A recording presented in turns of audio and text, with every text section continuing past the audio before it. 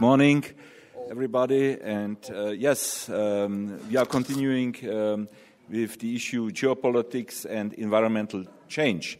And I think the context is obvious. We are reaching the end of a dramatic year. You all are looking at the news. You have all experienced the heat waves, the forest fires, the floods we have been subject to. And this is making us clear that it is important to look at the predictable risks. Why is obvious? Because they have a high potential for new conflicts, because without a healthy world, we can imagine whatever solutions we want, but we will never be able to implement them. And because those environmental impacts have a dramatic impact on the stability, on our political and economic stability. So the challenge is obvious about mitigation. So against this background, I am very happy to be here, so to say, coronated by a distinguished panel of three experts. We have among ourselves here François Gemenne, who is Executive Director of the Interdisciplinary Research Program Politics of the Earth at Sciences Po Media Lab in Paris. He is a specialist in environmental geopolitics. He is also FNRS Senior Research Associate at the University of Liège, CEDEM, and at the University of Versailles, CRSA. Then we have, right to me, Mrs. Katarzyna Zysk. Katarzyna, you are Associate Professor and Director of Research at the Norwegian Institute for Defense Studies. You serve there as Deputy Director. You were a visiting scholar at the Center for International Security and Cooperation, CISAC, Stanford University, and visiting research fellow at the Changing Character of War program, University of Oxford. And then the third panel member is Lukas Rüttinger, Senior Project Manager at Adelphi. Most of you will know Adelphi is a think tank on environmental issues and development policy. Lukas' work is primarily centered on the intersection of development, security, foreign and environmental policy, and Lukas has worked on the security implications of climate change for the UN, the OSCE, the European Commission, European External Action Service, the German Foreign Minister, and G7. So now we can start. So I kick it off with inviting you, François, to give us an introduction on the issue. Basically, the question is around what are the different connections between environmental change, migration, and security. Please try to share this with us within 5 minutes. Over to you. Thank you very much. Well, thanks for having me in the panel. It's a pleasure to be here at the European Parliament. The question I was asked to address this morning was related to the future of what we call environmental geopolitics by 2030. I'd like to point out two key evolutions I think that we should expect by 2030. The first one is that by 2030 we will know whether or not we have succeeded to tackle climate change. We know that we have a kind of time window of about 15 years to do this. So by 2030, we will know exactly what to expect in terms of climate change. We will know whether or not we have achieved the objective of the Paris Agreement to maintain temperature increase below 2 degrees by the end of the century, or if we are set for a temperature change of around 4 or more degrees, as it is the case today. By 2030, we will know this. The second important point, I think, is that by 2030, we will no longer speak of environmental geopolitics. We will speak of geopolitics, period. And I think that by 2030, and this is already a trend that we're observing today, the Earth will have become a full subject of politics and no longer an object of politics, as it is the case today.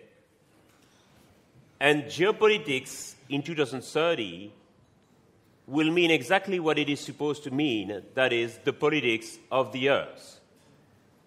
And I'd like to say that I think that a fundamental mistake that we've made in international relations and in geopolitical or geostrategical studies was to consider that the Earth and the world were two separate entities, that the Earth, the planet on which we were living, was governed by the laws of physics, biology, and chemistry, whereas the world was merely the social and political organization of the Earth, governed by the laws of economics and politics. By 2030, we will not be able to make this distinction anymore, and we will come to realize that the Earth and the world, that's actually the same thing, and that as much as we influence the Earth, all around history is also influenced by the Earth. So the Earth will become a true subject of politics and no longer an object of politics as it is today, meaning that geopolitics of the Earth will be a tautology. Environmental geopolitics will be a tautology. We will speak of geopolitics, period. This will bear two important consequences. The first one is that it will make no sense anymore to talk of environmental migration or climate-induced conflict. The key trends of the world will all be influenced by environmental change and climate change. Migration, conflict, pandemics, development, all of that will be clearly influenced by environmental change. So there will be no point anymore in setting apart environmental migration from the other migration, or climate-induced conflicts from the other conflicts, as if those were to be set apart, as if those were apolitical. To just take the example of migration, we see this very clearly today. Today, climate change and environmental disruption are a leading driver of migration and displacement across the world. Last year, it's estimated that the impacts of climate change displaced around 25 million people, which is twice as much as the number of people displaced by conflicts and political violence. And yet, we continue to address migration with two categories that we have inherited from World War II. That is, political refugees on the one hand, economic migrants on the other hand. And we've clearly identified that political refugees were forced to migrate and therefore entitled to a specific protection regime, the asylum regime, whereas economic migrants, we thought, were moving voluntarily, and therefore it was up to governments to decide whether they wanted them or not. What we do not realize is that a significant share of those we call economic migrants, who are arriving every day on the shore of Europe, are also environmental migrants. Because in Africa, half of the population depends directly on subsistence agriculture for one's livelihood, which means that any change in temperature or rainfall has a direct consequence on the resources, on the economic resources of at least half of the African population. We are now on the eve of yet another EU-African summit on migration, which will take place in Côte d'Ivoire in a few days from now. And yet we continue to consider that the migrants who come from Africa are all economic migrants. We don't realize the scattered journeys, the fragmented journeys, and the fact that at different stages in their journey, different migration drivers have intermingled and influenced each other. And in the future, it will be less and less possible to disentangle between these different migration drivers, because simply, for at least half of the population in Africa, the economy and the environment is the same thing. My salary at the end of the month does not depend on the weather. And I'm sure that your salary does not depend on whether it's shining or raining. But for half of the African population, it does. And we need to recognize that. And that's the case for the majority of people worldwide.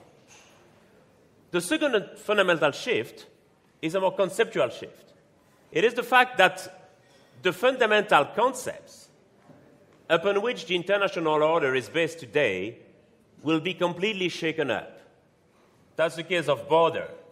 That's the case of power. That's the case of nation-state. And perhaps most importantly, that's the case of national sovereignty. National sovereignty as a concept was invented in 1648 included in the Treaty of Westphalia as a way to guarantee peace in Europe. And national sovereignty was conceived as the perfect coincidence of geographical, demographic, and political borders. Countries will be defined by a territory, a population, and a sovereign, as if it were a perfect coincidence, a perfect juxtaposition between the territory, the people, and the power, between the geographical, demographic, and political borders. And obviously, as a result of climate change, and in an era that we call now the Anthropocene, this coincidence between three types of borders no longer works. Clearly, if I only take the case of migration, we have one people living in several territories, and the same territory being the home of several people. So this coincidence does not work anymore, and we will need to concept seriously what national sovereignty means in an era of climate change, in an era where countries will lose significant parts of their territory for actions that they have not undertaken. What does national sovereignty mean in an era of climate change? I think we will need to question the paradox that at a time when we are always more dependent one from another, there is so much aspiration for sovereignty and independence. We will need to question really how we define ourselves as whether one cosmopolitan humanity or as a big collection of Little Britain and Little Catalonia. I think this is the fundamental question that will be asked to us in 2030, and I think in that regard, the EU can certainly serve as a model, as the only attempt so far of trying to set up a form of supragovernmental governance for issues that were of the interest of all. And the question will be, I think, for the EU, by 2030, can the EU project itself as a global model to tackle the environmental challenges and the challenge of climate change in particular? And I'll stop here. Thank you. Thank you very much, François. So I take it that you are, let's say, hammering out two principles, that we need a model which is going beyond the national model. You call it supragovernmental, and we would call it multi-governance model in the Committee of the Regions, which, as I understand you, nevertheless depends on the single players, so the local and regional level also. And of course, I think we have understood that you tell us also that the so-called environmental agenda, name it, habitat-free, COP23, then Sendai disaster management framework, is basically becoming the agenda of the world.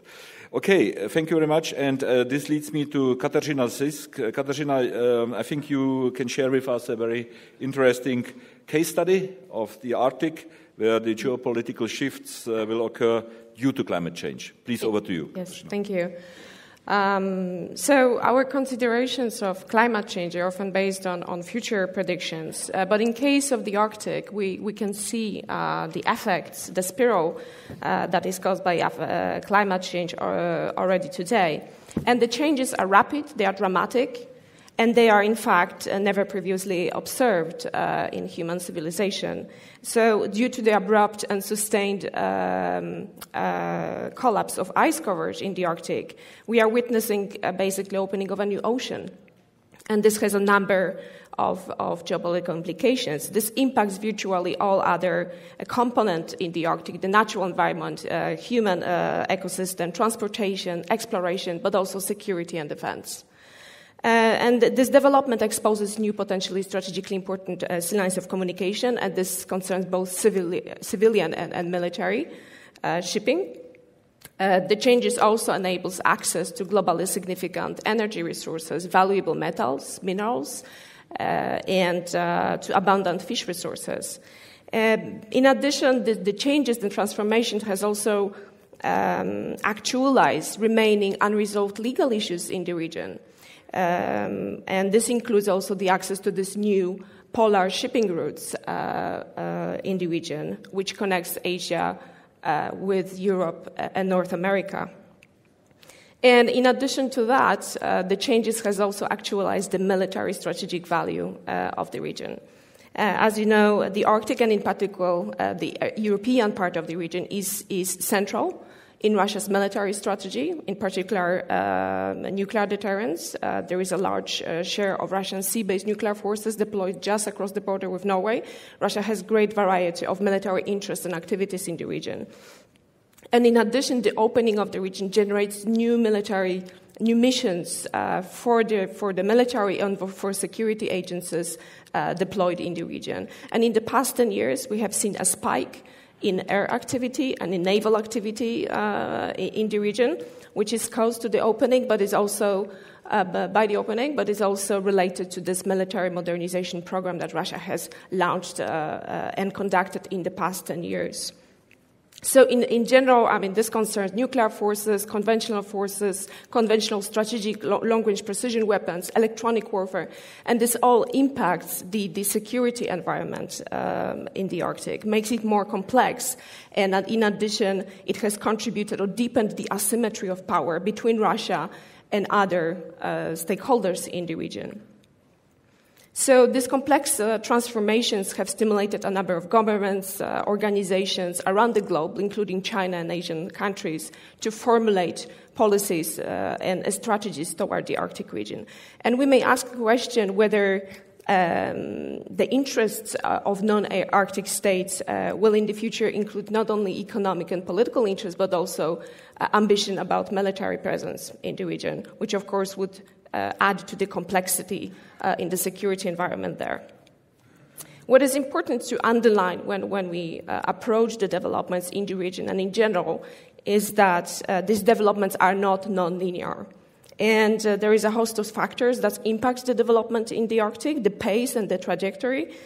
One representative example is the early enthusiastic predictions about a fantastic commercial bonanza in the Arctic, in particular connected to energy exploration, which, as you know, have turned out to be slightly over-optimistic. Low oil price have impacted development, had slowed it down.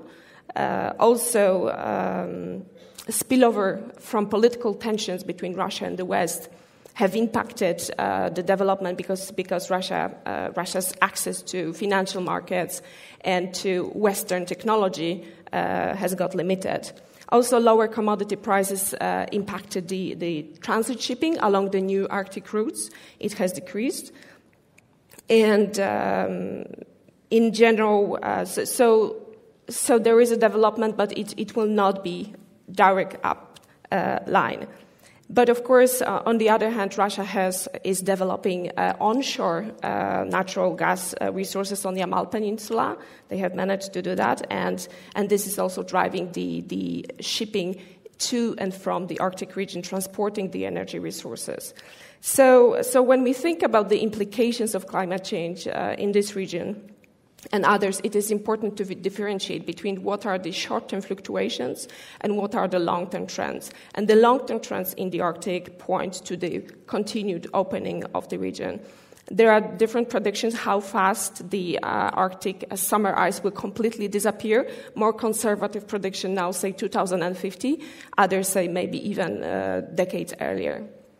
So we know that this is going to get open. There will be more presence, more activity, human and military, and this is therefore important to build foundations for sustainable and responsible economic expansion, but also for strengthening security without fueling the regional insecurities, the spiral of insecurity. So the Arctic has a stable governance regime. It enhances the regional stability because it provides a framework for solving the competition in a controlled way. But competition in the future for the rich Arctic resources cannot be completely excluded. Emboldened stakeholders such as Russia and China, possibly also growing differerences between Europe and the United States, may all impact how they will approach the uses of the Arctic and how they will approach solving the Arctic problems. So it also remains to be seen how this governance system will perform in conditions of a severe crisis. So there are in general few sources of intrastate conflict in the Arctic, although there are some issues which are more prone to conflict than others. But the Arctic is likely to play a role in conflicts that have its source outside of the region. And this is to a large part connected to the fact that this region plays an important part in Russia's military strategy. So given the physical changes occurring today in the Arctic, they are beyond modern human experience, and it may be helpful for us to think through also the wildcards, the events that may have high impact and may influence the development in unexpected ways.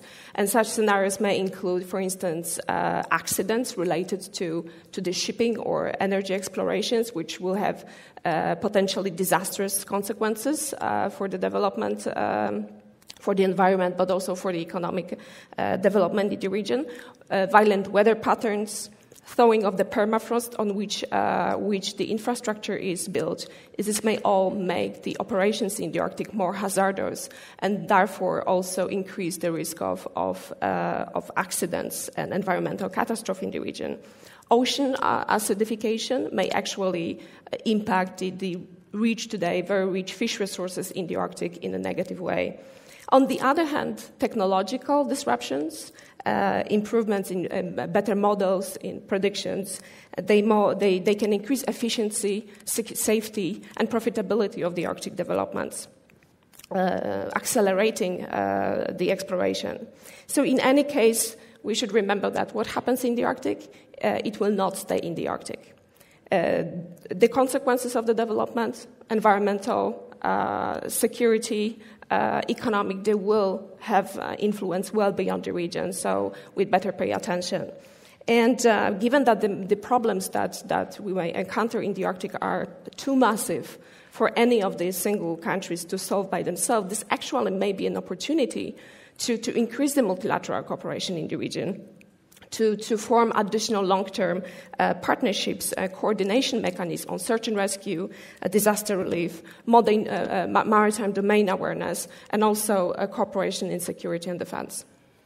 Thank you very much, Katarzyna. And I think this is a very telling example how environmental changes trigger opportunities, but also, of course, a lot of legal and other questions and foreseeable challenges, but some of them are even not foreseeable. So it's another reason why we have to focus on those areas very much. Just as a footnote, I would like to share with you from our area of responsibility from the Committee of the Regions that we have also a very related area of activity in our focus. This is the Lapland Smart Specialization Project, which is exactly also about exploiting natural resources. And there we try via cluster cooperation on Arctic safety, environmental development, industry, circular economy, smart rural community and design, so to say, to preempt problems, to cooperate, and to develop new regional value change. And this concept is also very much about Arctic safety. So there is very much focus also on the safety cluster. So now this leads us to Lukas Rüttinger, who will certainly wish to complement maybe the observations of the first two speakers. And then I understand, Lukas, you will tell us also a bit about policy response to these issues. Over to you. Thank you. I would like to start with maybe expressing a little bit differently the thoughts that you made, François, and shared with us. I think the most important thing, if we think about global environmental change and security, is that environmental risks and climate risks are systemic risks, and they cannot be viewed in isolation. They interact with other pressures and stressors. So we really have to understand that we are living in a world of increasing and converging pressures. So we have population growth, we have increasing urbanization, increasing mobility, and uneven economic development. And by themselves, all of those challenges would be very, very hard to solve. But taken together, and with us reaching and surpassing our planetary boundaries, they become even harder and more complex to solve. So that interaction between different stressors, so climate change impacting mobility, for example, exacerbates the risks, but also makes it more complex to solve. In 2015, we wrote a report for the G7 on the links between climate change and fragility, and one way of underlining that in our report was to talk about compound climate fragility risks. We really see that we have or that we're facing a real risk that these combined pressures can overwhelm states and societies and push them towards more fragility and conflict. So we can see that already today happening around the world in different regions. So Syria is one example, the Lake Chad region is another example, where we can see very complex interactions between climate change, environmental degradation, the movement of people, population growth, but also marginalization, governance challenges, livelihood insecurity, and then that contributing to fragility and conflict. And what that complexity means on the solution side is that our policies to respond to those kind of systemic challenges have to reflect the systemic nature of the risks we're facing. And I would like to make 3 points and what that means for our policy solutions. So first of all, a systemic understanding of the risks and threats we are facing also increases our ability to address them and increases our scope of action, actually, because it means that we have to use every policy tool that we have available to address these risks. For example, understanding climate change as a security issue does not mean that the solutions lie with the military, first and foremost. They do have to play a role, but it also means that we have to, first of all, get real about climate change mitigation. So we have to try to have very, very ambitious climate targets. But also, even if we reach those targets, we are locked into a certain amount of climate change. And François said by 2030 we will know how bad or which trajectory we are on, but only by then. But we're locked into that path. And that means we also have to get serious about adaptation at the same time. But also development cooperation, humanitarian aid, side by side with foreign defense and security policy have to play a role. And that brings me to my second point. We cannot continue to work in silos. We have to really integrate action across those policy fields. Because if we don't do that, we run the risks, first of all, to exacerbate certain risks. So if we don't take conflict dynamics into account when we do adaptation programs, we run into the risk of just exacerbating those same conflicts. And on the positive side, if we start integrating action across policy fields, there are real co-benefits and synergies to be realized. One example from East Africa, for example. There was a project that was building peace-building centers in different communities. And then a drought hit the region. And what the project staff could observe is that in the villages where they had built these peace-building centers, those villages were better able to cope with the drought. And they looked deeper and wanted to understand why was that. It is because the conflict management skills and mechanisms they built up also helped in managing those resources better and coping with this kind of stress. And then a third and a last point is that we have to get better at prevention and building more resilient states and societies. So we have to move really beyond that crisis management and mainly on focusing and treating just the symptoms. So the most obvious example is humanitarian aid. Of course, humanitarian aid is very, very important, but we can see, for example, in the Lake Chad region at the moment, we're spending billions on humanitarian aid to treat the symptoms of a crisis that is structural in nature. And if we don't address these structural causes at the same time, then we will not be able to solve and improve the situations there. And that means, for example, linking humanitarian aid with development cooperation and making sure that foreign policy and security policy helps to address these structural causes and doesn't make them worse. Yes, so that would be my last point of saying more on prevention, more on building resilience. And with that, I would give it over to you. Thank you, Lukas. So we all understand the call for a metrics approach, which is needed by this complexity of the challenge. Let me just say that at the local and regional level, we understand that this is also a call for us. So we are teaming up across the world, by the way, in a global covenant of mayors. And we were at the margin of COP23 together with the mayors from USA there. And basically, we form partnerships. We form partnerships which take the responsibility at the level of the cities and the regions where the problems occur. So there is a strong movement together with our transatlantic partners towards solving this issue. And the Global Covenant of Mayors is one of the key vehicles towards this. Now, I would, in addition to what you said, maybe ask also François and Katarzyna more on the issue of the places. The places to look for conflicts due to the already climate change in 2030. So where can we expect the most important places where climate conflicts will hit us, maybe? That's a difficult word, of course, because prediction is always difficult, especially about the future.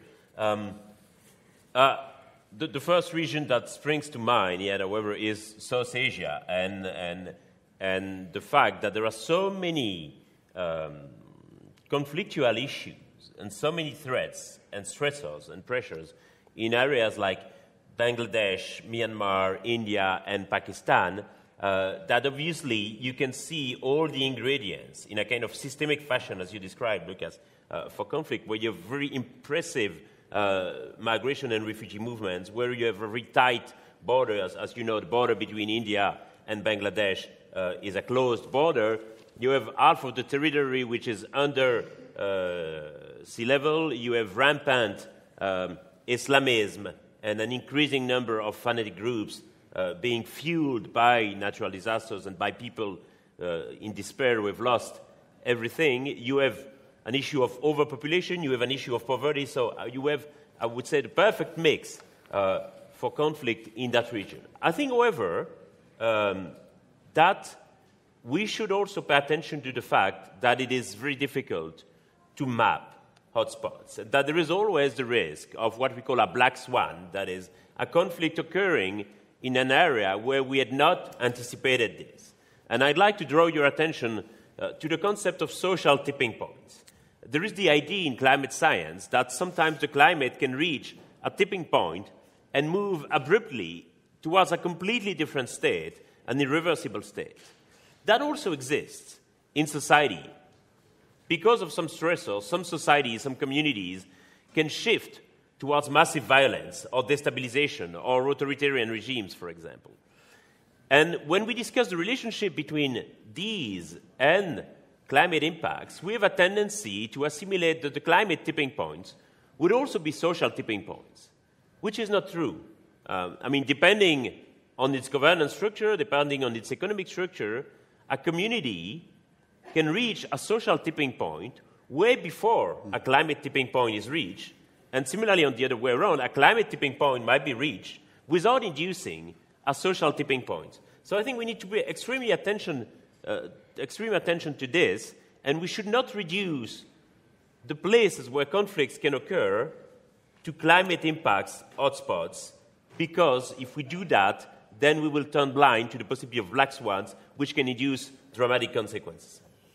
Okay, thank you very much. So, Katarzyna, you want to come in? I can just add to that I agree. And in general, there are a number of direct security challenges and threats caused by climate change, which may directly impact the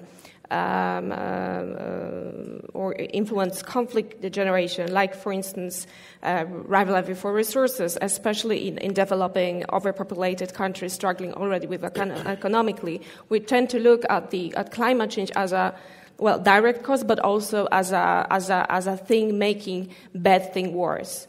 basically contributed to the instability, worsening the conditions on basically all levels. And this can third world countries, developing countries, one area, but we cannot exclude that such developments may also happen closer to home. And because I'm sitting here with the expertise on the Arctic, I would like to address the very often raised question about conflict potential in the region, which is indirectly connected to the climate change. And, most of the headlines, they are exaggerated. There is no mad dash for natural resources in the Arctic as of today. However, in the future, as I said, the rivalry cannot be completely excluded, especially that when the ocean is open, the navies will be operating there. There will be more interest from also other stakeholders from outside the region. And even though the region is stable, there are some issues that are a little bit more sensitive and which maybe not be a cause for war in the Arctic, but may trigger potential problems. One of these kind of more sensitive issues is the Norwegian Svalbard archipelago, which is located in the Arctic, and it has kind of difficult legal status, which Russia disputes. And one of the scenarios that we have been considering is that under conditions of tensions, for instance, between Russia and NATO, other Arctic countries,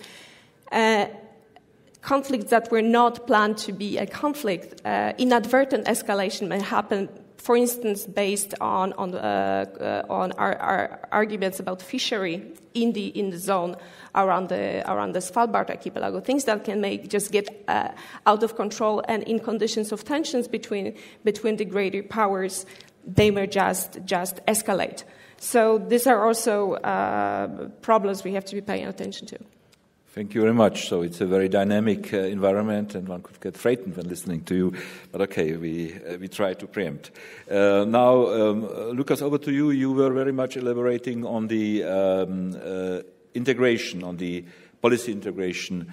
You might wish to elaborate a bit on the possibilities, on the levers, how to advance this policy integration. Yeah, thank you. Yes.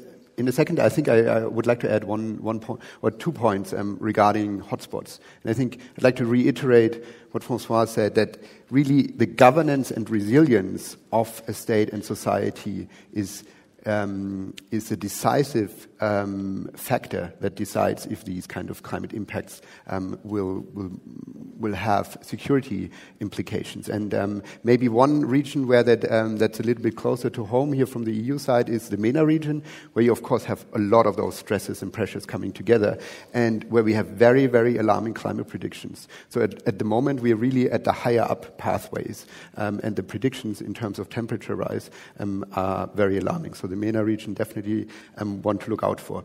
Now, going back to the initial question, how do we actually foster this kind of policy integration? First of all, I think meetings like this, bringing experts together across communities, expert communities, is very important. But of course, it shouldn't stop there. We really have to think about our institutional structures, and we really, one way of changing institutional structures is to try to work on incentives.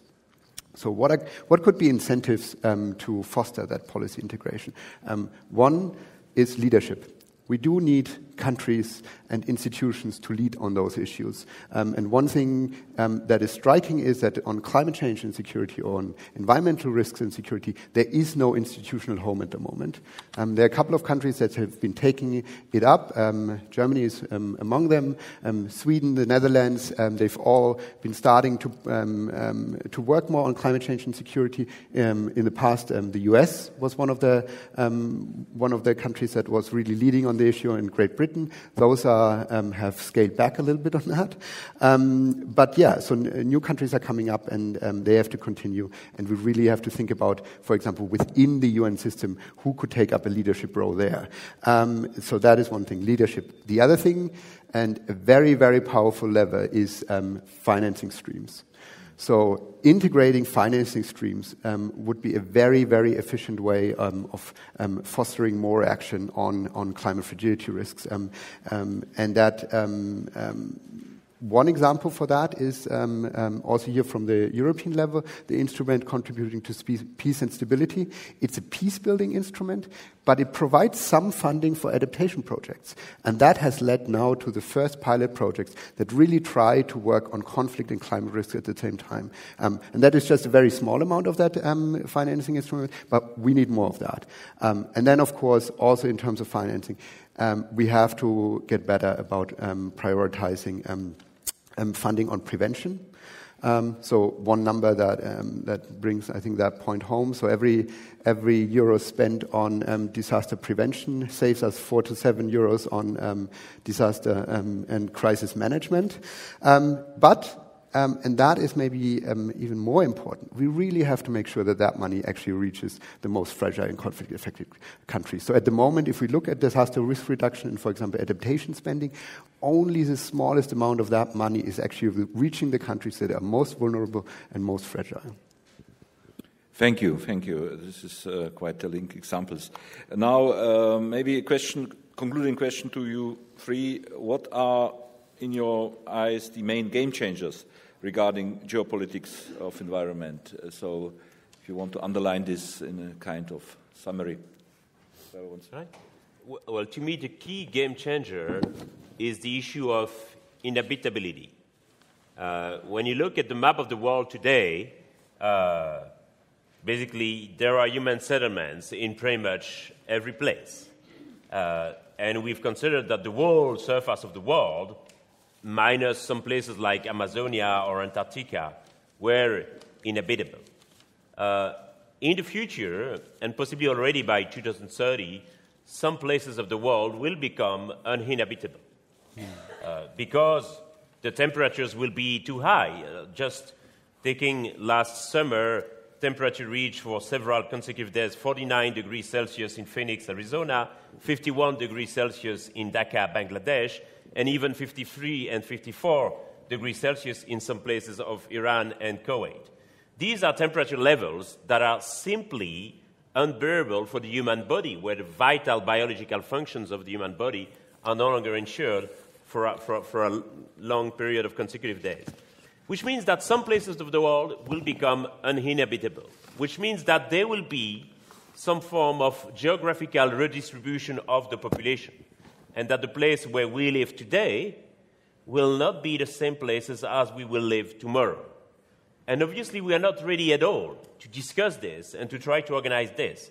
If I only take the refugee crisis that has hit Europe for the last 2 or 3 years, basically, European governments have been unable to come up with a relocation scheme that would have distributed 1 million or so Syrian people who were fleeing a desperate situation. And clearly, if a political ensemble such as the EU was unable to come up with a relocation plan of about 1 million people fleeing a desperate situation, I don't see how globally we could discuss rationally and pragmatically an issue of population redistribution from a geographical point of view. And to me, this is the key game changer for the years and decades to come. That's the issue of the inhabitability of the world. Mm. Thank you. Katarzyna? Yes.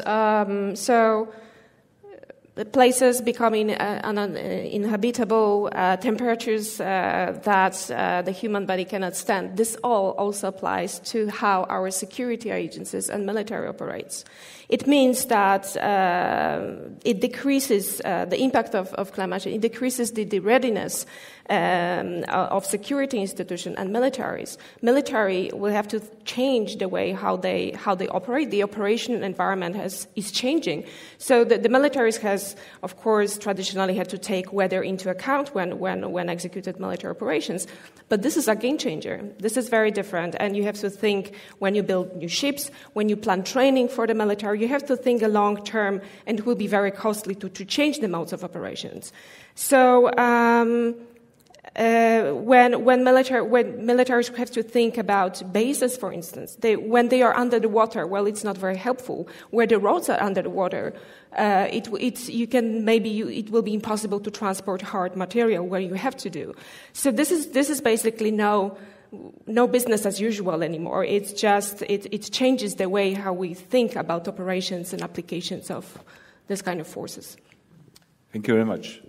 Lukas. Yes. I think the game changer I would identify is the scale. So the scale of the challenges we're facing. And then also expanding a little bit on the movement of people.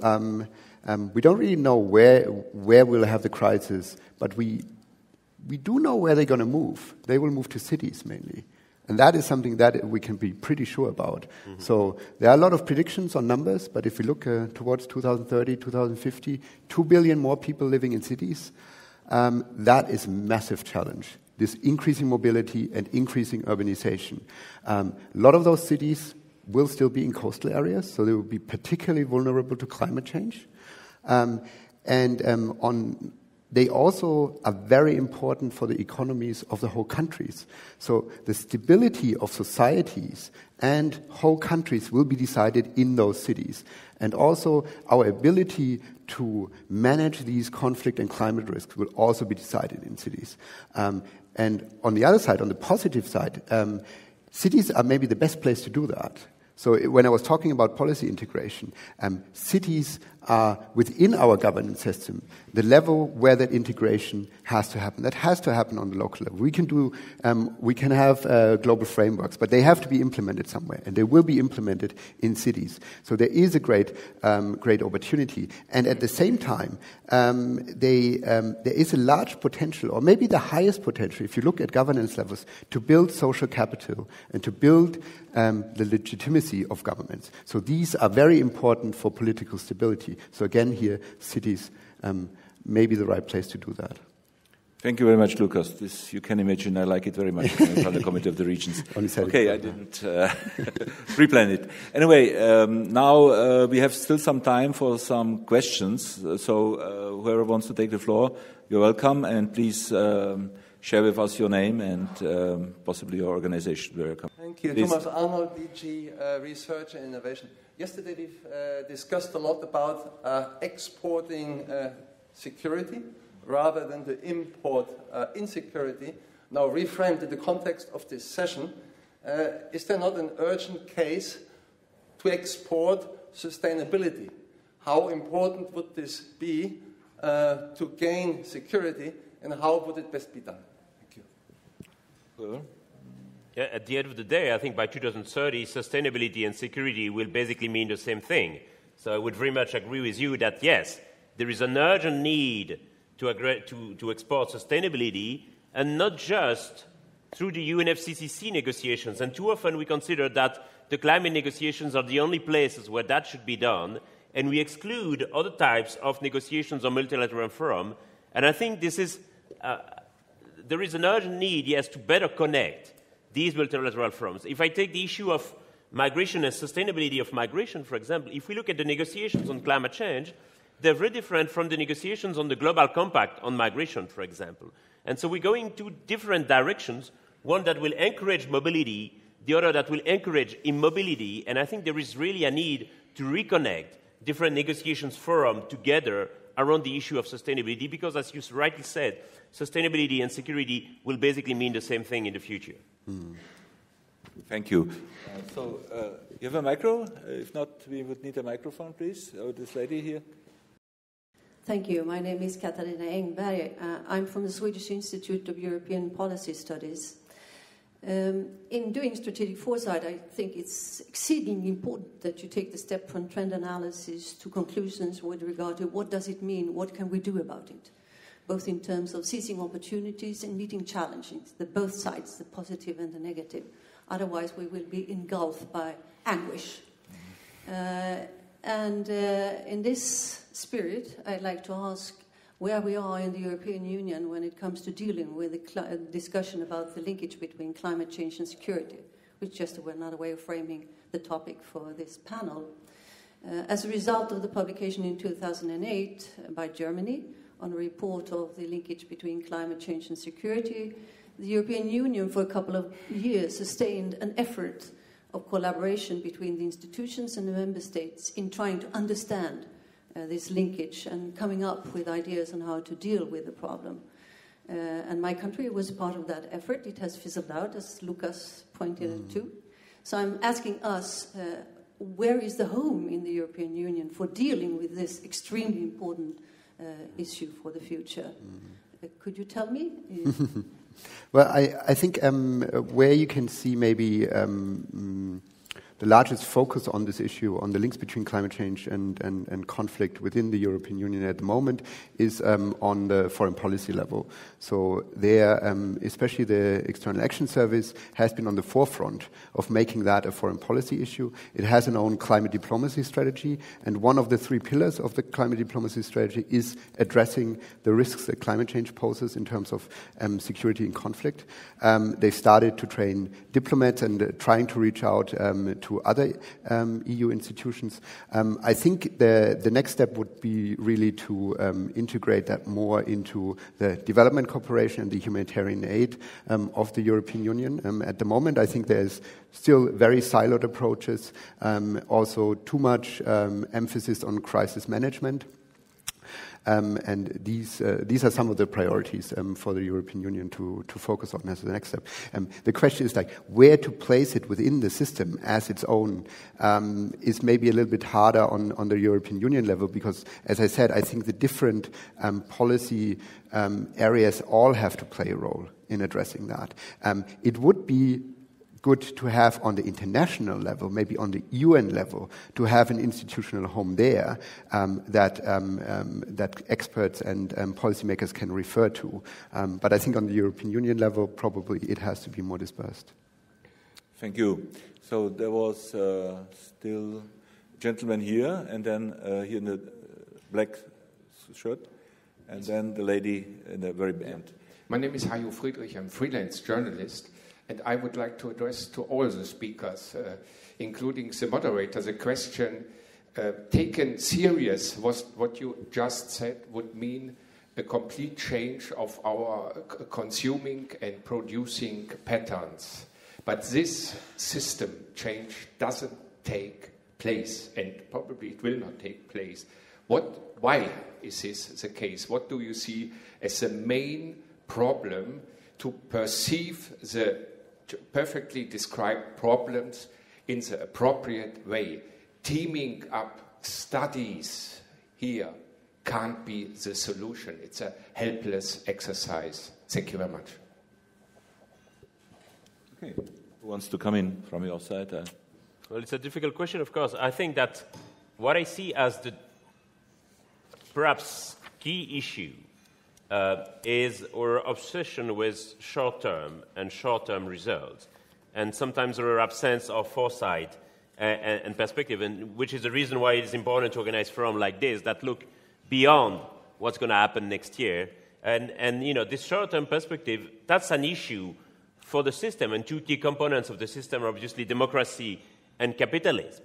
And this is why climate change and the issue we just discussed are a challenge for capitalism and the obsession of capitalism with short-term results, and are also a challenge for democracy. And in democracy, we are sometimes too much concentrated on short-term results at the expense of long-term results. So we don't have the time to change and reshuffle the whole system, but we can try and take a kind of longer-term perspective in business and in politics, in capitalism and in democracy, and I think we would go a very long way to achieve that. The other issue, perhaps, is the issue of the end. We're always discussing environment and migration, environment and security, climate change and this or that.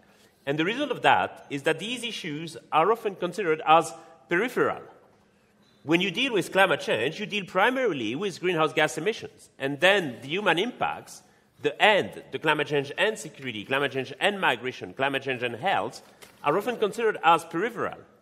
But when you deal with migration, health, or security, you also have this kind of bias to consider that those related to climate change are peripheral to your core business, because you don't consider them as being short-term.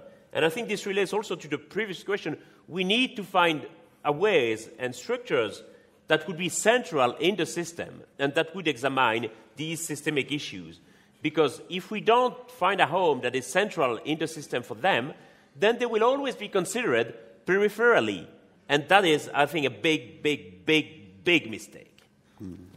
Thank you. Yeah. I think there are many explanations of why where we are in this situation. You've mentioned some. Conflicting interests, losers, and those who gain from this change is another explanation. For instance, just an example of how it works is that the U.S. naval bases are built very often at the sea level or very close to that, which means they will be, they are very prone to flooding. The increased hurricane patterns is a challenge, and during Katrina, because of Katrina, one naval bases got destroyed, and they just built this base in the same place as before, not taking into account this violent weather changing patterns problems, because there are people who, this means jobs, this means income for the state. It's very hard to change this very well-established web of interest into a more sustainable behavior. And I think what would be helpful is to make the climate change. You've mentioned this problem that it's often framed with the environmental kind of brackets, to make it a bit more mainstream, to include this topic when we discuss security, when we discuss defense posture, when we discuss international cooperation in general, to make it an aspect of how we think, because the implications will be basically for any aspect of our activity. Thank you. Lukas, please. Yeah, we are running short of time. I think in face of the daunting challenges, it's easy to be pessimistic and say, well, this transformation is too big, we'll never be able to do it.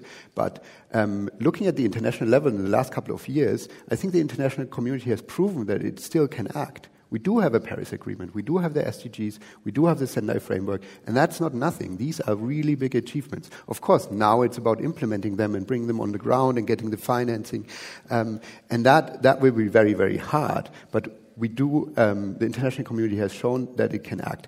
One last point, as we implement these international frameworks, as we make this transition, it will be more and more important to also think about the losers. And for example, one very obvious example is the fossil fuel producing countries. We're already facing dropping fossil fuel prices, and that will continue. Total says we'll have peak oil at 2025. Others say it's even before. No matter, we do know that these prices will decrease. With coal, we can already see it. Solar and wind in most places in the world is already cheaper than coal for energy production. It means you don't even get financing anymore for a coal power plant at the moment. The same will happen for fossil fuels with electromobility coming up. And these are nonlinear changes, and they will affect those countries tremendously and their political stability. Thank you. I will take the privilege, because I was also addressed, to share with you where we are acting also with the recent presidencies. So I think linking up to what François said, I think it's very much about getting out of the logic of short-term profit. We have to take a long-term vision. And I'm happy to say that the Dutch presidency, and we were very close cooperating with them, was putting in place the so-called urban agenda. And this is exactly about this. This is exactly about building a business case, also and notably for the environmental challenge. When we started negotiating with the Dutch presidency, they had, I say it openly, quite a challenge to sell it in their government, being Dutch. And we said, yes, we have to build a business case. And we made a business study.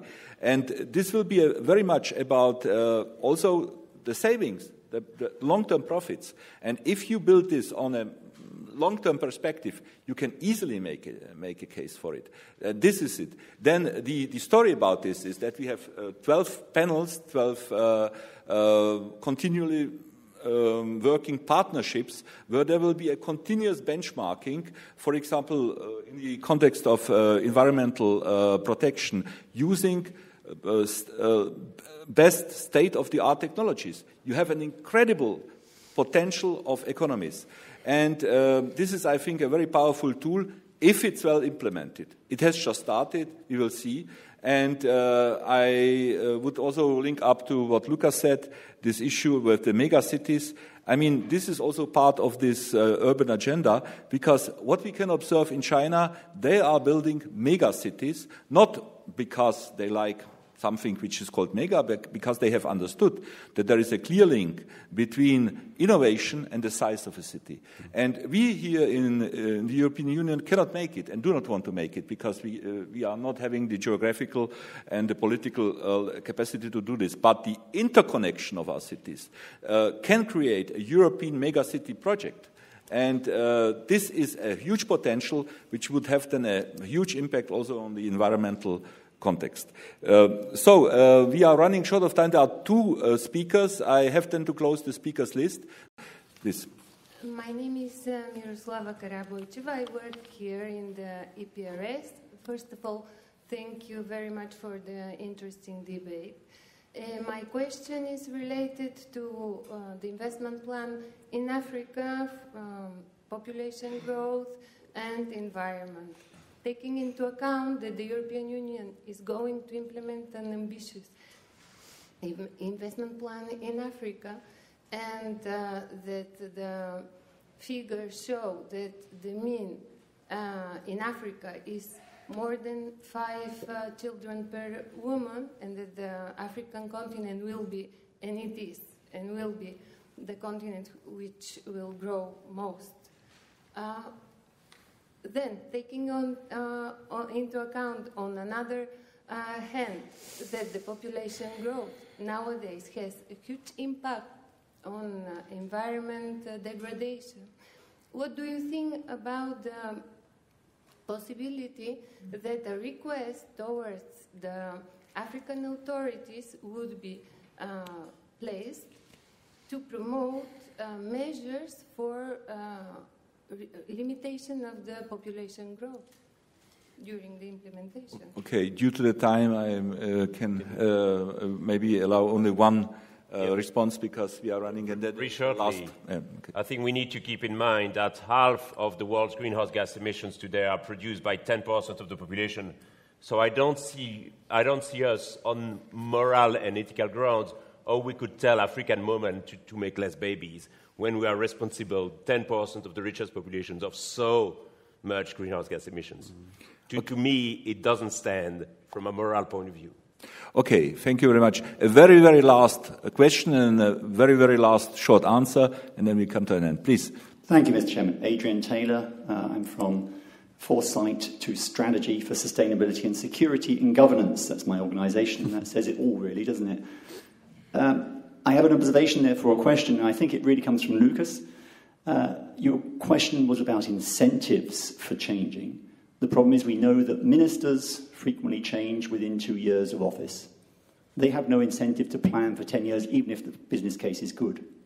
We also know from a study in the US that actually politicians who invest in resilience and anticipate crises usually don't get a benefit at the polls. But those who come to the assistance afterwards, when FEMA steps in, they get a benefit, except it's a lot more expensive. So the incentives are wrong at the moment. My thought and question is, can we not change it and say crises are not the problem, crises are the opportunity to finally break through those vested interests who don't want to think differently, and can we not use them and have a plan in the drawer every time the crisis hits to push things forward? I think that's the way you can get your incentive going. I don't see it just from leadership, to be honest. Thank you. Yeah, maybe quickly I would underline the point. Like, yes, crisis can be an opportunity, but only if you have a plan, and that's the decisive factor. There's one good example, the tsunami that hit South Asia and Southeast Asia, and the difference between Aceh and Sri Lanka and the conflicts that they developed there. So in Aceh, the Indonesian government was already working on a peace plan before that, and used that crisis to really put that into action, to reach out to the armed groups. The international community came into play. Disaster diplomacy was back then one of the terms, and where they turned around the situation by using that crisis. In Sri Lanka, exactly the opposite. The government didn't reach out. The response was perceived as being unfair. It undermined the legitimacy of the government, and the conflict escalated again. So yes, crisis can be an opportunity, but you have to have a plan and really use it. And it's a very costly way of doing it. So, okay, thank you very much. So I think the message is clear. We have to work not only at national level, but at the supranational and local and regional level. The metrics, we can foresee only part, but it will be top on the agenda. So I would like to thank the panelists, to Katarzyna, Lukas, and François, and of course all you who have actively participated, and of course to our hosts. Thank you very much.